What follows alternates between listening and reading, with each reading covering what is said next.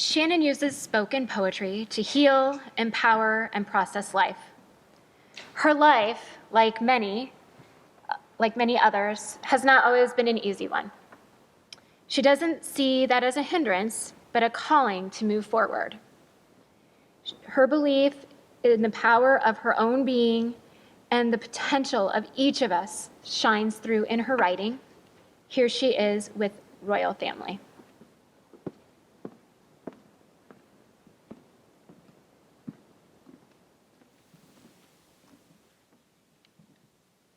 I was 3. I stood at the doorway of my bedroom and I screamed at my mother to get up. I received dead silence as I watched her sleeping in the bedroom across the hall. I screamed over the gate of my confinement. I was 3. I could see her in the opposing bedroom, sleeping so deep, most adults might have taken her for dead. Often I felt angry and I felt abandoned. I also remember being a small child and dreaming up how I could run away. I was more terrified that if I did, that no one would come looking for me. I literally would go to the door and unlock it. Where would I go, I would ask myself.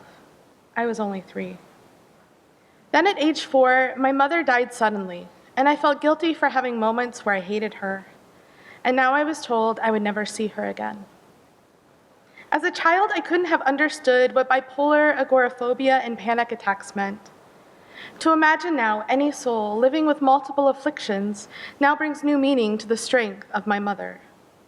A strength that was bestowed upon me like knighting a king unto a royal family. I would spend the better part of my childhood and teen years mourning her death. I was plagued with years of anxiety and depression until my divorce at 30.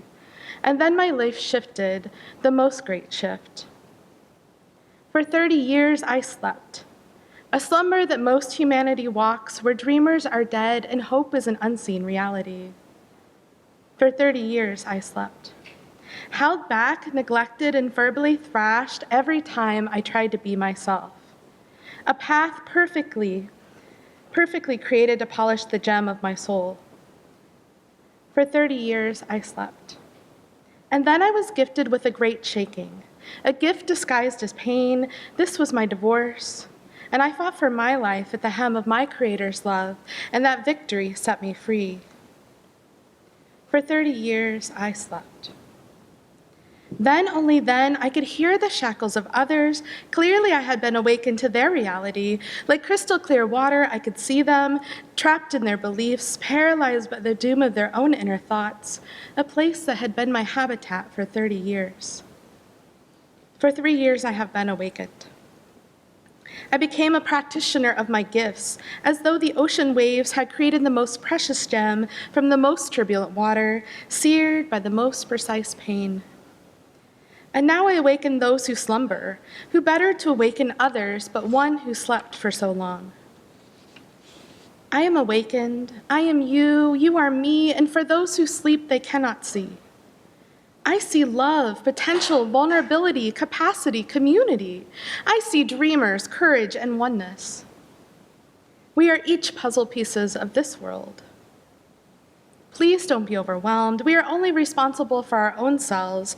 Yet, as we take that responsibility, we help others develop and we complete the circle.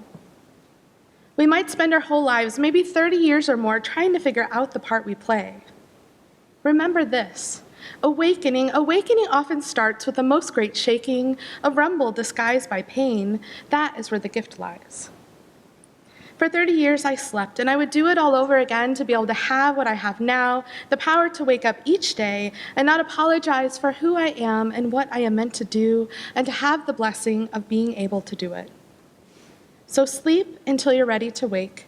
The journey is yours, you are already on it, and we are on this journey together.